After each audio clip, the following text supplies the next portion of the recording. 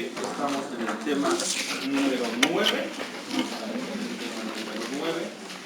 sobre lo que van a ser los procesos monitorios, y estamos en el punto número 5, otros procesos monitorios. Tema número 9, procesos monitorios. Punto número 5, otros procesos monitorios. Noten que lo que habíamos hecho hasta ahora era describir los procesos monitorios de forma general, y habíamos visto el proceso ejecutivo, que es el proceso más importante dentro del ordenamiento jurídico boliviano por su carga procesal. Entonces, noten ustedes que estamos en el tema número 9, procesos monitorios, donde cuando terminemos este tema, solo nos faltarán 4 temas, solo tenemos hasta el 13, el tema número 13. Vamos a hacer un tema extra que no está establecido en el programa sobre la prueba. Si bien ustedes deberían haber llevado ya este tema, en teoría general del proceso, vamos a dar una pequeña revisión sobre la prueba. No se preocupen, recuerden que estamos en el punto número 6, otros procesos. ¿Qué habíamos visto hasta ahora? Habíamos determinado que hay una regulación para los otros procesos monitorios, que partía de lo que es una demanda monitor. Habíamos establecido que el primer tipo de proceso monitorio no ejecutivo, tal vez el más importante, era el regulado en el artículo 388, entrega de bien o cumplimiento de obligación de daño. Bien inmueble o mueble que no sea del sujeto adverso, bien inmueble o mueble que no sea una suma de daño. Y habíamos establecido en la clase anterior que hay 3 requisitos para ello.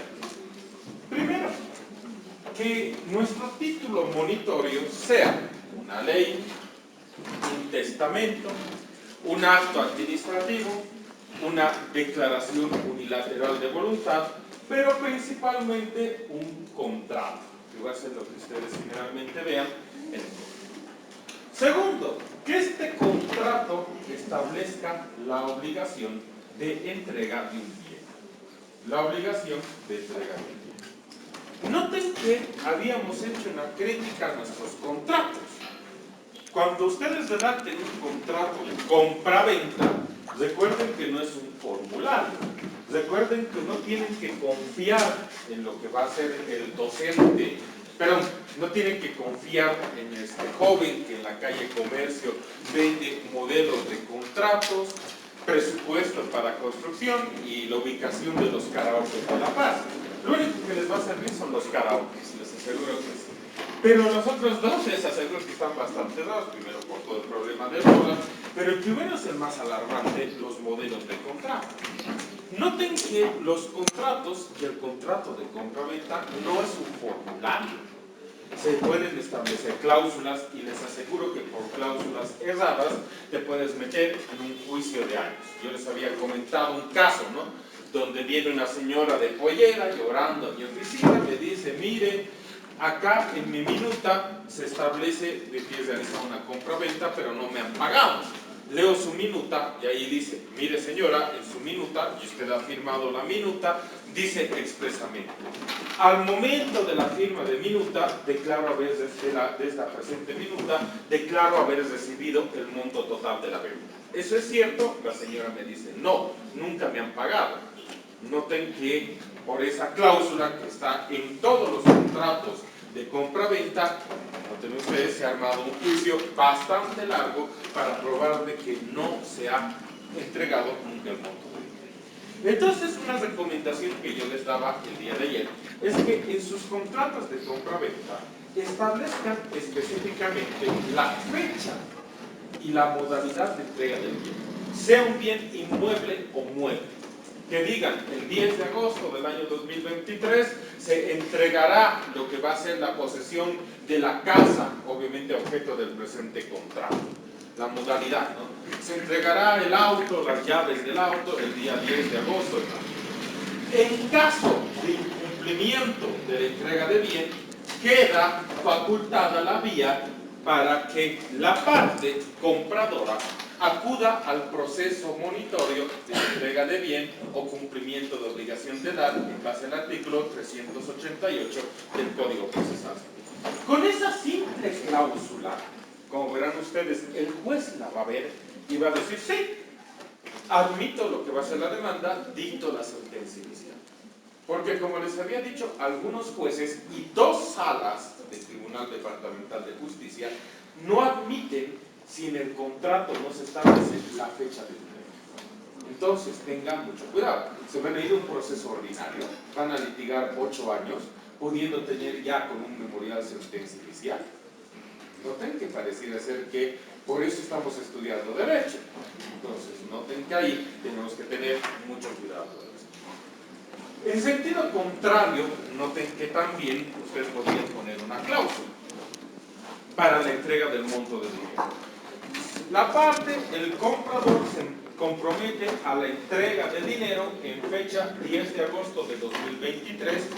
En caso de no entrega del monto de dinero, la parte puede acudir al proceso ejecutivo regulado en el artículo 378 adelante del Código Procesal Civil.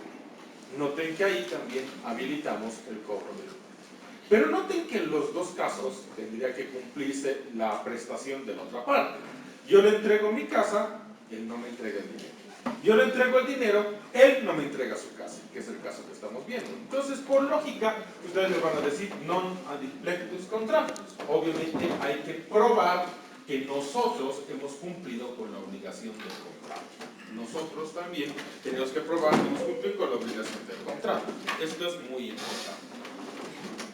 Han debido ustedes llevar en obligaciones y contratos que, por ejemplo, realizar recibos respecto a los pagos tiene que ser algo obligatorio. No entreguen ninguna suma de dinero sin que reciban, si se establece un recibo. Noten que esto es muy importante y eso será complementario para acreditar la existencia de la obligación.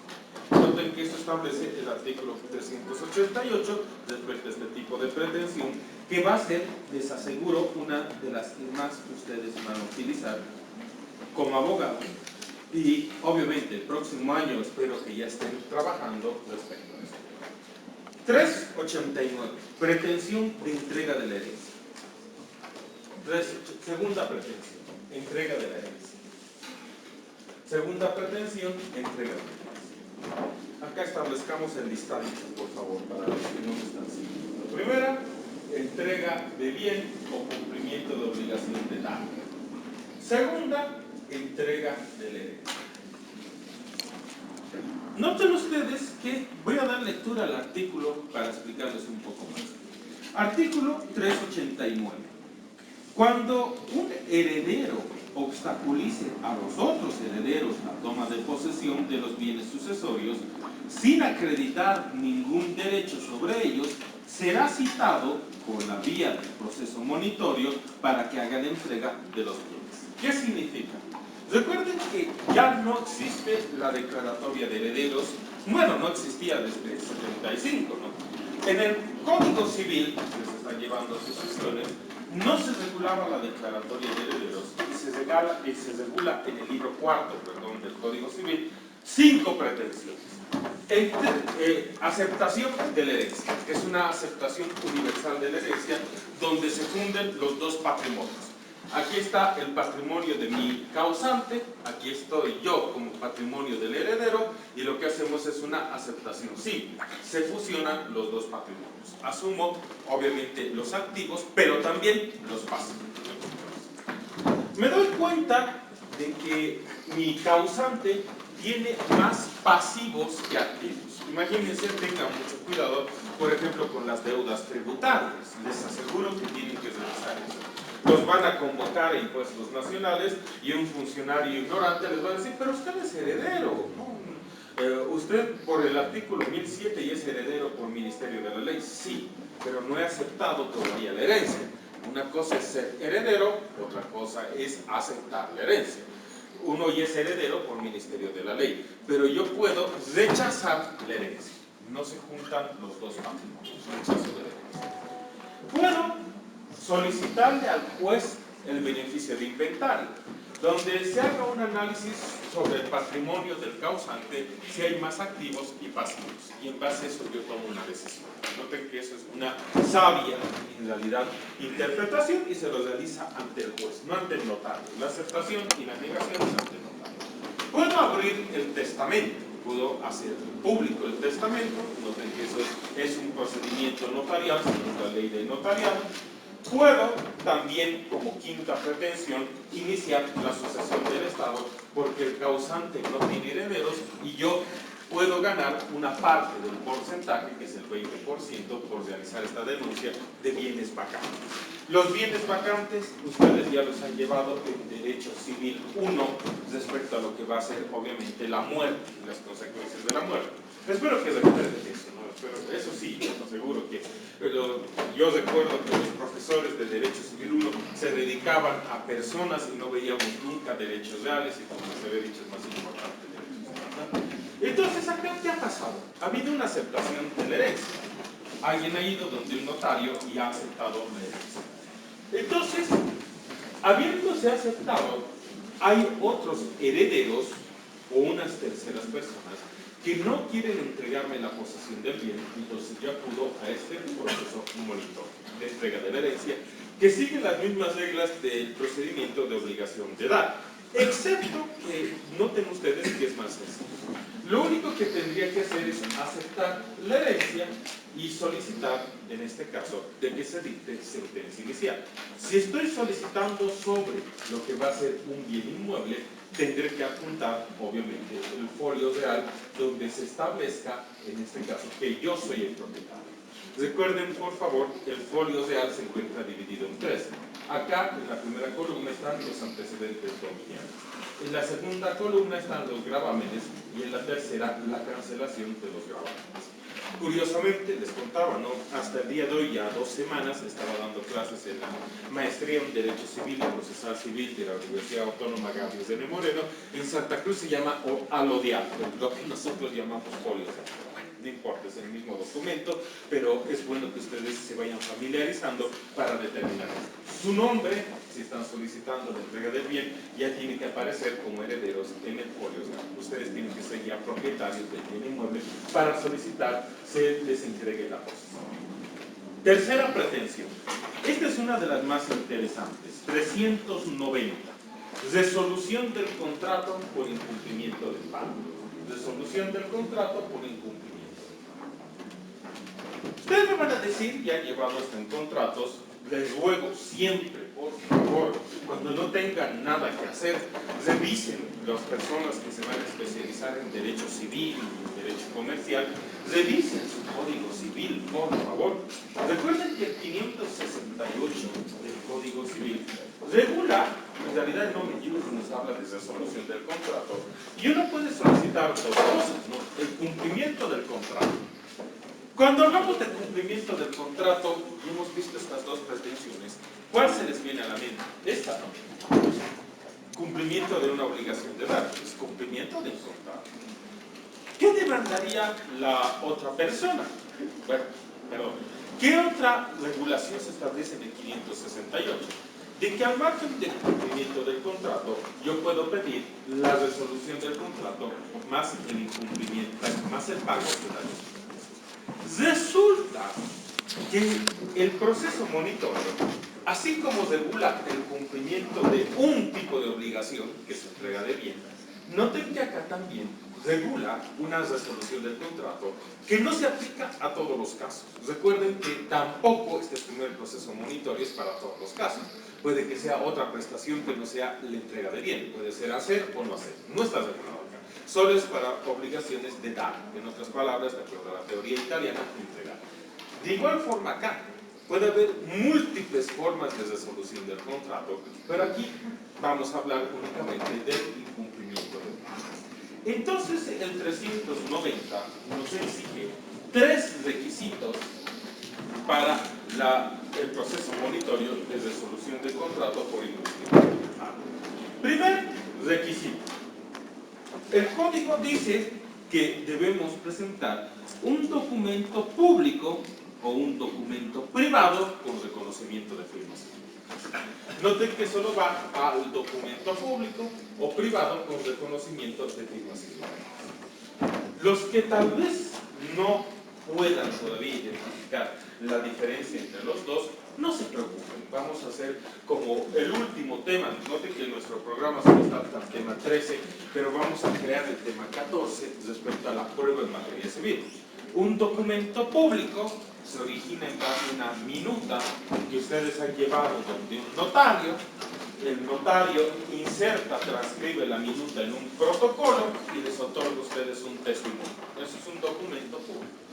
Se supone que ustedes han visto esto en dos materias: en contratos, cuando han visto la formalidad del contrato, espero que sí la hayan visto, y en segundo lugar, se supone que ustedes han visto esto como la prueba en teoría general del proceso. Que como les había dicho, dudo que los UPA Boys les hayan enseñado. ¿Qué vamos a hacer? Nosotros los vamos a suplir a los UPA Boys para no terminar como los abogados de la UPA. Es lamentable eso.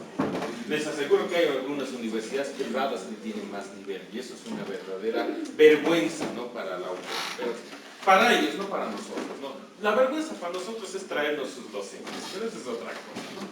Pero noten que también tenemos el documento privado con reconocimiento de firmas y rúbricas. ¿Qué significa?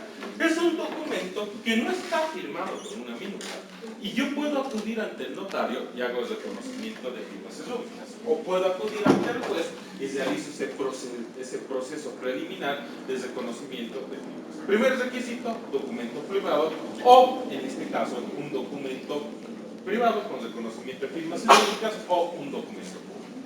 Segundo requisito. Lo que establece el Código Procesal Civil es lo siguiente: que en este caso se establezca que haya una obligación de pago incumplida. Exista una obligación de pago incumplida. Acá les ruego tomar mucha seriedad respecto a lo que yo voy a decir. Previo a este proceso, debe entender el artículo 390 que para probar el incumplimiento de esta obligación tendrías que hacer un proceso preliminar, como el que habíamos hablado de reconocimiento de firmas y rúbricas, que también lo vamos a ver en el próximo tema, que es el tema número 10, procesos auxiliares. Un proceso preliminar, cuando en base al artículo 377, parágrafo 2 y artículo 305 del Código Procesal Civil, ustedes realicen una intimación de pago. Ustedes me van a preguntar, ¿y esta intimación de pago es obligatoria?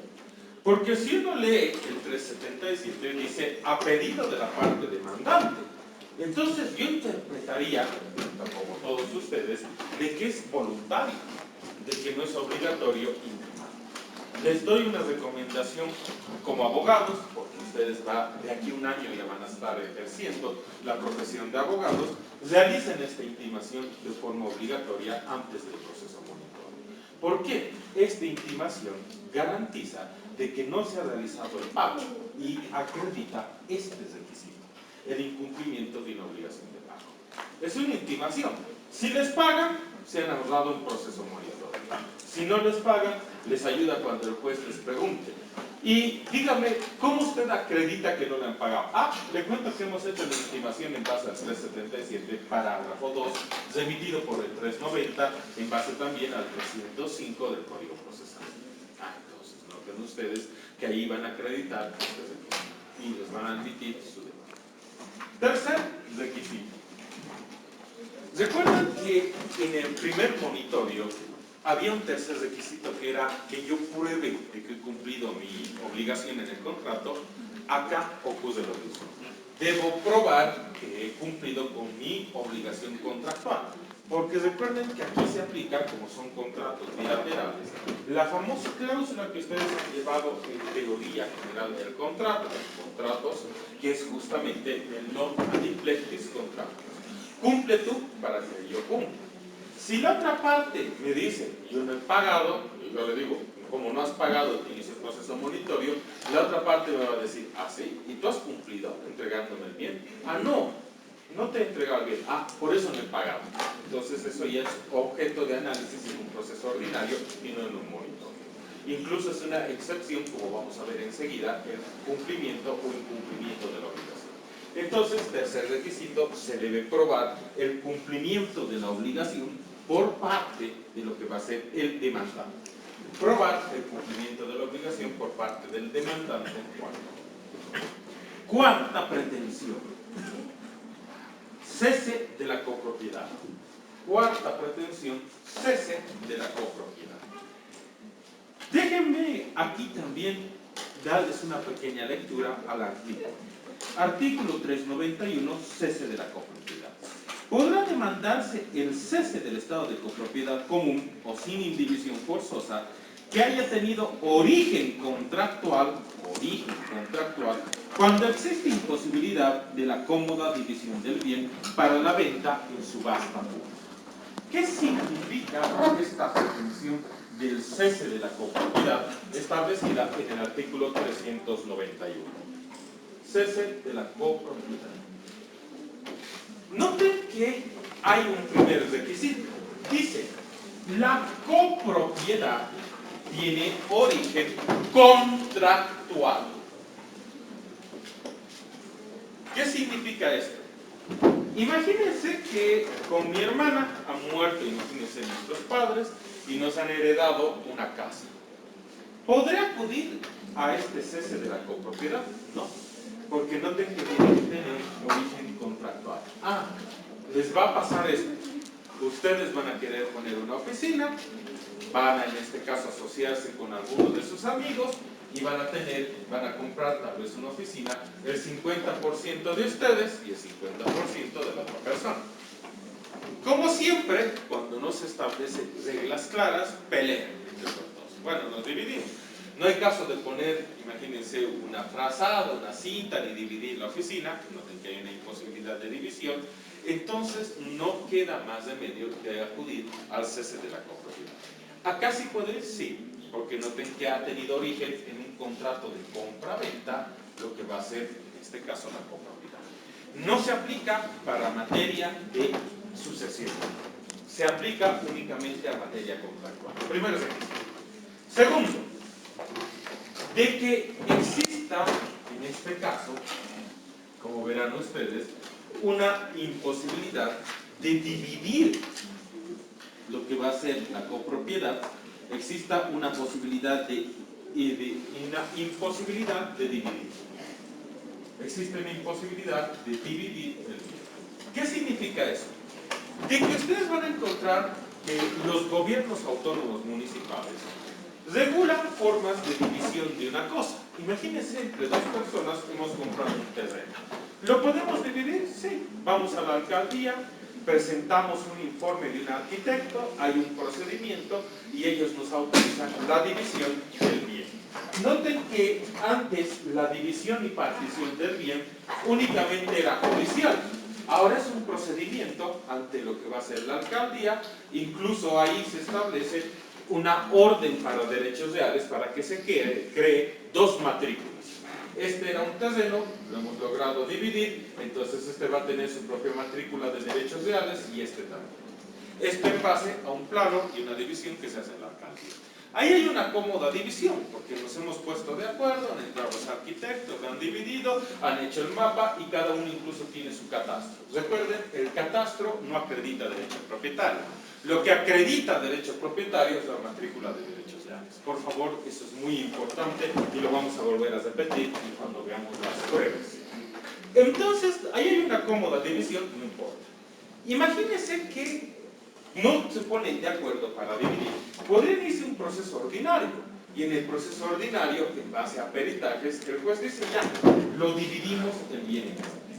Eso es una demanda ordinaria de división y partición. Sin embargo, este no es el caso de acá. Noten que acá no nos hemos podido poner de acuerdo con la división. No hay, en este caso, una sucesión, sino un contrato. Entonces acudimos al cese de la copropiedad. Que noten ustedes, el juez no divide el terreno. El juez lo va a poner en su base de remate y me va a entregar una suma de dinero. Noten que acá es un procedimiento rápido, pero lo único que hace es cesar la propiedad vendiendo el bien y entregándome una suma de dinero. No hay una división del terreno, sino quinta pretensión. Quinta pretensión. El desalojo en el régimen de libre contratación o desalojo de local comercial. Desalojo en el régimen de libre contratación o desalojo de local comercial. Noten que acá tenemos un tipo de contrato que es un contrato de arrendamiento. Pero es un contrato de arrendamiento no de vivienda, no donde va a vivir una persona, sino es de un local comercial. Entonces lo que hace el código es establecer que va a poderse aplicar este proceso monitorio para este tipo de pretensión. Acá hay una situación interesante. Si este contrato ha sido firmado verbalmente, como autoriza el Código Civil, tendría que hacer esta intimación del 377, parágrafo 2, para acreditar la existencia del contrato. Imagínense, no tengo contrato, entonces voy a tener que intimar para acreditar que hay una relación contractual. Si tengo el contrato, presento el contrato y en base a sus cláusulas podría, en este caso, acudirse a este proceso. Tal como les había sugerido en el proceso extraordinario, donde se analiza el desalojo de vivienda, que es otro procedimiento. ¿Dónde están las causales para el desalojo? En sus contratos, no están ahora en la ley. Y noten ustedes que hay que tener la capacidad de elaborar una cláusula que diga causales de desalojo: el vencimiento del contrato, el incumplimiento de pago de alquiler. Y se establece que las mismas, en caso de incumplimiento, darán lugar a que pueda acudirse al proceso de desalojo del local comercial regulado en el artículo 392 adelante del Código Procesal. Es necesario que pongan esto. Yo les había comentado, ¿no?, de uno de mis compañeros de curso, ¿no?, que en realidad se dedica a vender pollo y es muy próspero vendiendo pollo, por cierto, ¿no?, que era obviamente, que es millonario, hay que admitirlo. Él ha hecho su propio contratito de desalojo y no sé por qué se le ha ocurrido poner una cláusula de resolutoria. Presenta ante el juez ese contrato con cláusulas de resolutoria y el juez le dice: ojo, tu contrato no autoriza ir a este desalojo de local comercial. Tu contrato tiene cláusulas resolutorias, tienes que irte a un proceso ordinario. ¿Eso qué significa? Que nuestro contrato tiene que tener causales para el desalojo y habilitar este procedimiento monitorio, regulado por, justamente, como habíamos dicho, el 392 del Código Procesal Civil. Esto es muy importante y noten ustedes que al ser derecho procesal civil hay y tenemos muchas regulaciones respecto a lo que va a ser en realidad la habilitación del contrato contractualmente.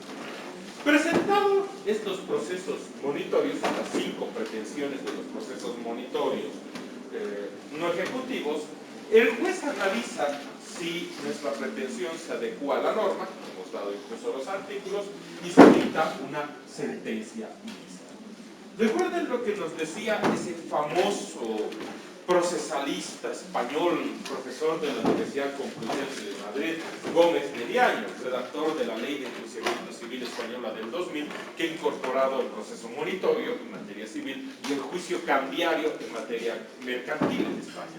Recuerden que el juicio cambiario en materia mercantil no es nada más que un monitorio comercial. Si alguien se anima a hacer tal vez una tesis sobre el juicio cambiario, que es un monitorio mercantil o comercial, sería bastante interesante. No es que yo les digo, porque no se olviden que mi tesis de doctorado en la Universidad de Salamanca es justamente sobre el proceso monitorio. Son temas apasionantes.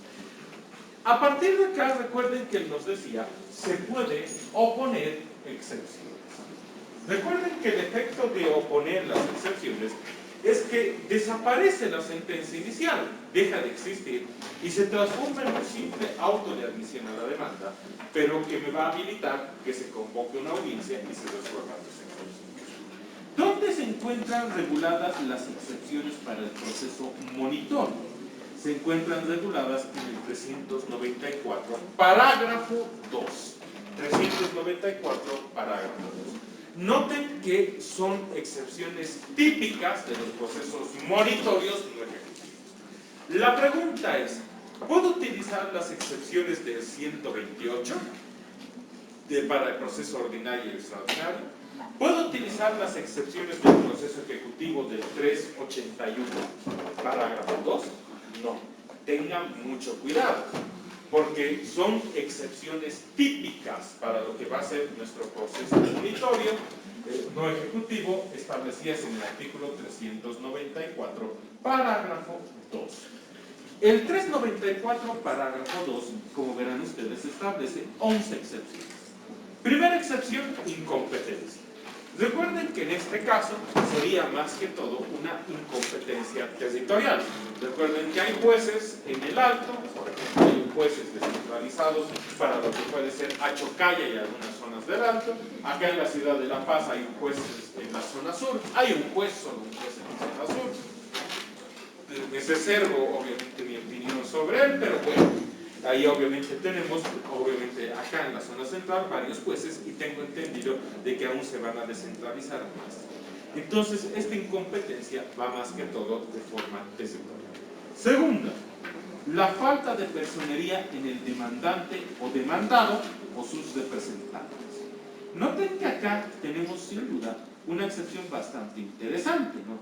Porque, como habíamos dicho para el proceso ejecutivo, si nos está demandando una persona jurídica, hemos dado el ejemplo que ustedes ya conocen por derecho comercial, imagínense, nos está demandando una sociedad comercial, como dice el artículo 29 del Código de Comercio, debe inscribirse quién es el representante legal de la empresa.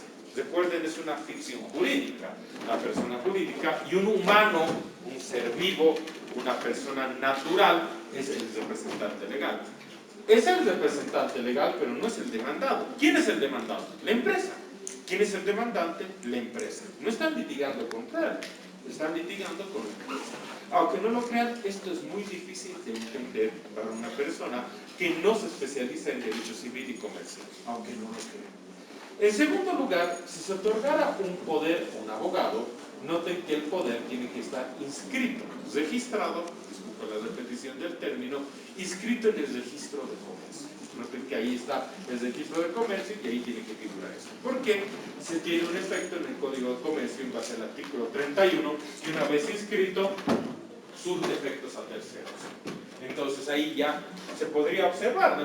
Imagínense, hay un caso muy famoso de un expresidente del Colegio de Abogados que había presentado así una demanda en materia civil que tenía un poder de una hoja respecto a una petrolera. Se presentó la excepción y noten que ahí se dijo probada la excepción. ¿Ha inscrito su poder en el registro de comercio? No. Entonces usted no es representante de esta empresa. Noten que así decide. Lo mismo podría ocurrir respecto al demandado, ¿no? Les había contado, en base a esa lógica del error, había demandado a un pobre señor como si fuera, en este caso, el representante de una empresa. Yo digo impersonería. ¿Por qué? De acuerdo al registro de comercio, ustedes pueden apuntar la matrícula, que recuerden ustedes es pública, la empresa tantos, SRL, tiene como representante legal al señor A. Y usted me está demandando y me ha citado en mi casa a mí. Y yo he sido representante legal de esta empresa hace 10 años. Como verá usted, desde hace 10 años, esta persona, que es el señor A, es el demandado. Demándelo a él, no a mí. Ni como persona, ni como representante legal. Impersonería en el proceso. Tercera excepción. Tercera excepción. La falta de legitimación. Noten que en estas pretensiones en específico, puede que una persona que no se encuentre legitimado la presente. Imagínense que se firma un contrato de arrendamiento de mi padre con otra persona. Y yo presento el proceso. Me van a decir falta de legitimación. Hemos firmado el contrato con tu papá. O imagínense de que igual se ha firmado un contrato de compra-venta acá, respecto al incumplimiento de pago o respecto a la entrega de bien o cumplimiento de obligación de edad. y una persona que no forma parte del contrato demanda. Falta de legitimación. Noten que puede ser falta de legitimación tanto activa como pasiva. Puede que el demandante no figure en el contrato o el demandado no figure en el contrato. Falta de legitimación puede ser activa o pasiva. Activa para el demandante, pasiva para el demandado. Cuarta, litispendencia. Significa que exista otro proceso de similares características tramitado en otro juzgado. Imagínense que una persona presenta el proceso monitorio de entrega de bienes y sucede que ya habían presentado otro proceso monitorio sobre entrega de bienes que se encuentra tramitado. Bueno, ahí hay una litispendencia y tendría que acumularse las dos pendencias. Quinto, demanda interpuesta antes del vencimiento del término o cumplimiento de la condición. Demanda interpuesta antes del vencimiento del término o cumplimiento de la condición. Imagínense que en este contrato de compraventa que da lugar a la pretensión de la entrega de bien, una persona demanda la entrega de bien y le dicen, mire, hay un problema. ¿Por qué? Aquí dice que yo te tengo que entregar el bien 1 de enero de 2025.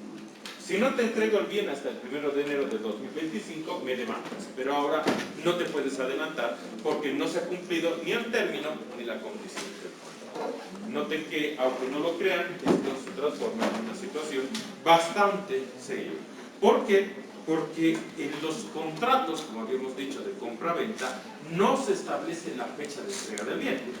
Entonces alguien podría decir, entonces es de forma inmediata. Y allí hace una interpretación de códigos. Pero hay que tener mucho cuidado con eso. Sexta excepción.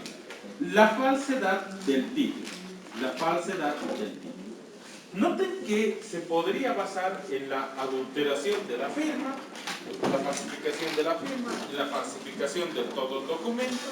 Noten que habíamos analizado la falsedad tanto excepción en materia del proceso monitorio. Acá no se regula la inhabilidad, únicamente la falsedad del título.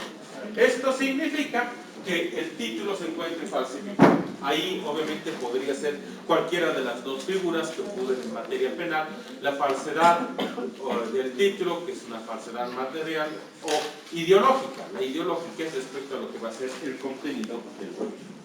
Séptima, la prescripción o caducidad. Más que todo, como en el proceso ejecutivo, estaríamos hablando de la prescripción. ¿Por qué? Noten que habíamos establecido que tenemos reglas sobre la prescripción ordinaria, que sería 5 años. Y luego tenemos prescripciones breves, en 3, 2 y 1 año.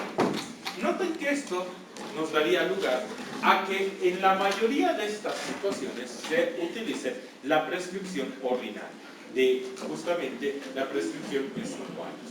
Si alguien quisiera hacer valer su derecho y no se haya interrumpido el término de prescripción más allá de los 5 años. Octavo, que es la más interesante. Cumplimiento o incumplimiento del contrato. Cumplimiento o incumplimiento, perdón, de la obligación. Que como ustedes saben, el objeto del contrato es el mismo objeto de la obligación. Da, hacer y no hacer. ¿Qué significa el cumplimiento? De que me demandan y me dicen, bueno, te voy a demandar entrega de bien. Yo ya te lo he entregado. Excepción de cumplimiento. Incumplimiento de pago. Pero si yo te he pagado, noten que esta excepción dice, yo ya he cumplido. Pero ¿saben cuál es la más utilizada? Como no hay una excepción de falta de fuerza monitoria, noten que no hay, generalmente se utilizan dos excepciones. La que hemos visto, falta de legitimación, y esta octava, que es el incumplimiento, donde le dicen, pero tú no me has pagado. Así, no te he pagado porque tú no has cumplido. Incumplimiento de la obligación. Tú no me has entregado el bien. Ah, ¿sabes por qué no te he entregado el bien? Porque tú no me has pagado.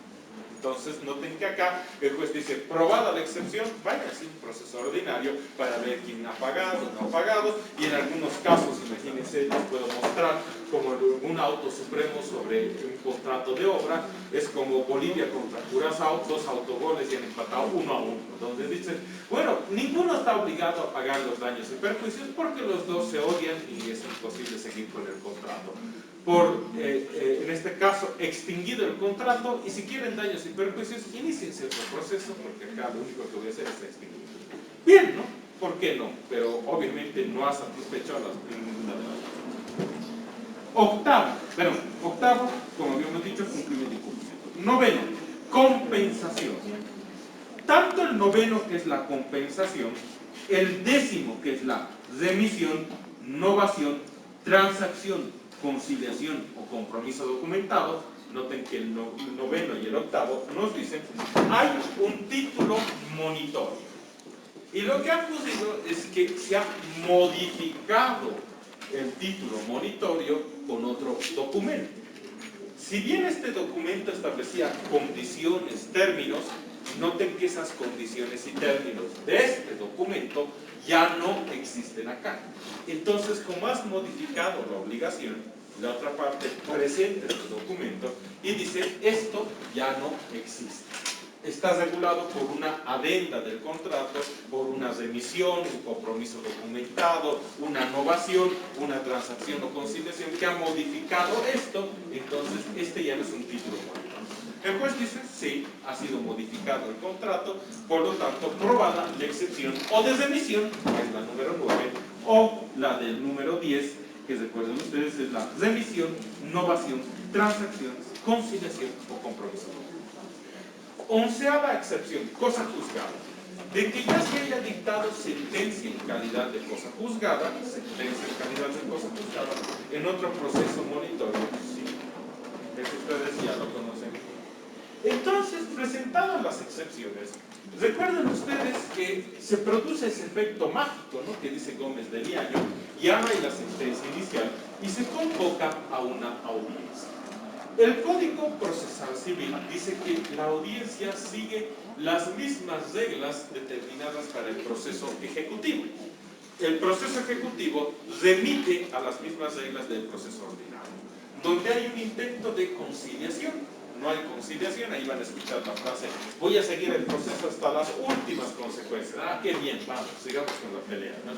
Es como, les voy a contar enseguida de que les voy a calificar ya no sobre 150 puntos, sobre 200. No ha faltado un imbécil que me ha dicho, ¿por qué califica sobre 150 puntos? Pues con mucho gusto vamos a calificar sobre 200. Voy a cumplir mi palabra, ¿no? Y imagínense, ahí mientras me estaba hablando, porque me han citado a la dirección de carrera, yo diría, ¿cómo negocia William Wallace? Todo el corazón valita. Ah, igualito iba a negociar. Entonces les aseguro que voy a calificar sobre 200. Van a escuchar, imagínense a quién le habían querido hacer conciliar. No soy bueno para conciliar, mil disculpas. Yo soy bueno para otras cosas y no son exactamente conciliar. La segunda, obviamente en este caso, es resolver, en este caso, diligenciar la prueba para que resolver las excepciones. Una vez se realizan estos pasos, se dicta, como saben muy bien ustedes, la sentencia definitiva.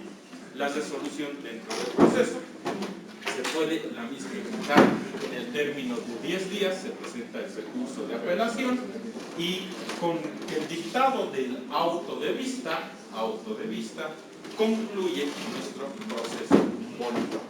Ahí ya tendríamos cosa juzgada que, como habíamos dicho, tiene un carácter de formal. Obviamente se tiene que ejecutar lo que va a ser la sentencia respecto a lo que va a ser, que determina la sentencia. Y esta es la última parte de la clase. Ustedes me van a decir, ¿y qué pido en estos procesos monitorios? ¿Cuál es mi pretensión? ¿Qué va a dictar el juez en la sentencia inicial? ¿Hasta qué va a llegar? ¿O qué va a dictar en la sentencia definitiva? Cuando ustedes tengan la duda sobre qué pido, revisen el artículo 395, parágrafo 2. Ahí está el límite de la pretensión, el límite de la competencia del juez para la sentencia inicial y definitiva. Noten que en la sentencia, si yo estoy pidiendo entrega de bien o cumplimiento de obligación de dar, que es la primera pretensión, se pide cumplimiento de la obligación. Entrega del bien o bienes individualizados bajo combinatoria de expedirse mandamientos de desapoderamiento. Noten que si no nos entregan el bien, se va a dictar desapoderamiento con uso de la fuerza. Si yo lo que solicito es entrega de la herencia, ¿qué pido? La entrega de la herencia, la posesión de los bienes heredados, bajo combinatoria de expedirse mandamientos de desapoderamiento. No le hacen caso al juez, se expide mandamientos de desapoderamiento.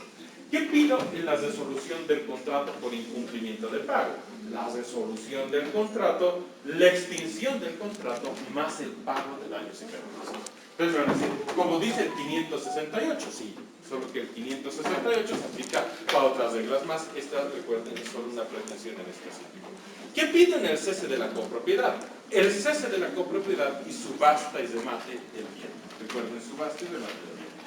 Y en la quinta pretensión, que es el desalojo en el régimen de la libre contratación, ¿qué pido? El desalojo, la devolución del bien, bajo alternativa de lanzamiento o desapoderamiento. No le hacen caso al juez, se lanza o desapodera. Acá hay, obviamente, en este caso también, para el desalojo, plazos específicos que cumplir. Ustedes van a encontrar que estos plazos pueden ser, dependiendo del bien, en 30, 60 o 90 días. 30 va a ser generalmente para casas. Perdón, 30 va a ser para locales comerciales.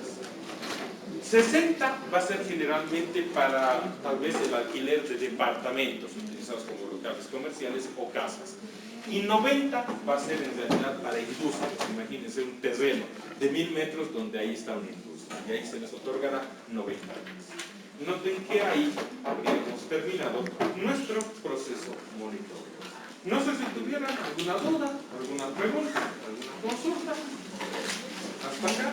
Noten que este es un tema muy lindo. Quiero comentarles, que no tienen ninguna duda, una curiosidad, ¿no? Muy gentilmente el director de carrera me invitaba el día de ayer, imagínense, era la única estudiante que había reprobado en un curso de verano porque no había cumplido la asistencia y se había quejado, imagínense, de que yo calificaba sobre 150 puntos. Entonces, imagínense, yo digo, cuando me estaban diciendo, esto es una conciliación, yo recuerdo mis conciliaciones judiciales y ahí siempre digo, ¿qué les respondería William Wallace si encuentra una negociación? Entonces, les respondí lo mismo, ya saben a dónde los he mandado. Y me he parado y me he ido, como siempre he hecho en todas las conciliaciones. No es que me guste pelear, ¿no? Si se pudiera llegar a un acuerdo sería muy lindo. Pero imagínense alguien que el día de ayer estaba en un juicio oral, en un cuarto intermedio, y le hacen venir para escuchar estupideces, pueden estar seguros de que no va a reaccionar de ninguna forma, y lastimosamente yo soy así. En realidad mi bufete, yo donde he trabajado, lo que siempre he hecho es tratar de solucionar lastimosamente conflictos al amparo de la ley, pero por la fuerza, porque como ustedes saben, en este país la gente lastimosamente no cumple. Entonces tengo que cumplir mi palabra. El primer día de clases les había dicho, vamos a calificar sobre 150 puntos. Pero si hay algún imbécil, cretino, animal que me dice que está mal calificar sobre 150, vamos a calificar sobre 200. Ha pasado mi condición. Entonces yo tengo que honrar mi palabra y vamos a calificar sobre 200. ¿Qué significa eso? Todos deberían sacarse 100, ¿no? Es una buena posibilidad para que todos se saquen 100. No creo que haya ningún reprobado, ¿no? Y no importa, imagínense, si alguien me dice, por favor ayúdeme, no me repruebe, yo lo ayudaría, porque ustedes están en cuarto año y de aquí a un año ya tienen que ser abogados. ¿Qué van a seguir haciendo en la universidad? Somos 90,000 abogados y yo lo único que haría es perjudicarlos, porque sé que un abogado de la UPEA que ha pasado por usucapión o un abogado de la privada sí va a tener el título, y ustedes que son mis alumnos, ¿no? Ustedes piensan que yo no los ayudaría, siempre los voy a ayudar. Entonces, les tengo que dar igualdad de condiciones respecto a los abogados de la UPEA, que no saben nada, y de los de las privadas, que algunos, aunque no lo crean, me están sorprendiendo. Hay algunas privadas que no subían el nivel, otras están igual o peor que la UPEA, ¿no? Pero ahí, eso ya es otra cosa. Entonces, miren, no es lo importante la nota. Si a todo el curso le tengo que poner 100, lo voy a hacer. Pero noten que para mí lo importante es que aprendan. Porque de acá a un año no van a tener la posibilidad de consultar a nadie. Van a estar sentaditos contra el juez, algunos se van a intimidar y van a empezar a tartamudear y no van a poder hablar. Otros van a hablar y tal vez no digan nada. También eso ocurre, les aseguro. Y solo el conocimiento les va a dar poder. Entonces, ya que voy a subir a 50 puntos y vamos a calificar sobre 200, vamos a hacer un pequeño trabajito. La próxima clase voy a dar las bases del trabajo que tiene que ver con lo que va a ser el proceso monitorio. Vamos a ver o una sentencia constitucional o un auto supremo, donde ustedes me van a analizar, obviamente, este auto supremo, esta sentencia constitucional. Voy a tratar de encontrar que sea algo sobre la prueba, como para que nos influya a debatir este tema que vamos a incorporar. Noten que eso es muy importante. Les reitero, por favor, estudien. No estudian para mí, aunque no lo crean, yo sé algo de derecho, un poquito de derecho, ¿no? Como les digo, yo ya no puedo incluso seguir estudiando más. Ya tengo un postdoctorado más arriba y yo ya no voy, ya no puedo. Tanto así que como no tengo nada que hacer, me estoy inscribiendo y estoy postulando un doctorado en filosofía, porque no tengo nada. Entonces, imagínense, yo ya conozco un poco de derecho. Les pido, por favor, estudiar. Si quieren la nota, yo les pongo la nota. No se preocupen. Pero hagamos un compromiso como el primer día de clases. Por favor, repasen obligaciones, bienes y derechos reales y contratos. Por favor, en general y en particular. Y a los que les guste derecho comercial, por favor, repasen la parte de sociedades comerciales, obligaciones y contratos, y obviamente contratos en general y particular, porque hay diferencias. En realidad hay 7 diferencias en obligaciones respecto a las civiles y comerciales.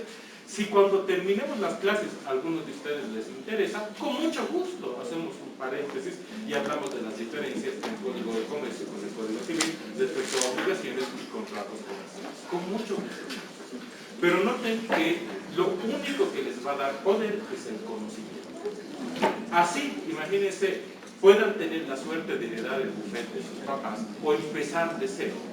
Noten que ustedes se van a hacer el nombre. El abogado vive de su nombre, vive de su prestigio. ¿Y cómo se hace eso? Estudiando, conociendo. No hay otra forma. Entonces, noten ustedes de que si el problema es la nota, ya nos ha ayudado el director de carrera, ¿no? Para llegar a los 200 puntos. Todos van a tener 100. Por eso no se preocupen. Pero quiero un compromiso. Por favor, estudien. Les ruego eso. Eso es todo. Muchísimas gracias.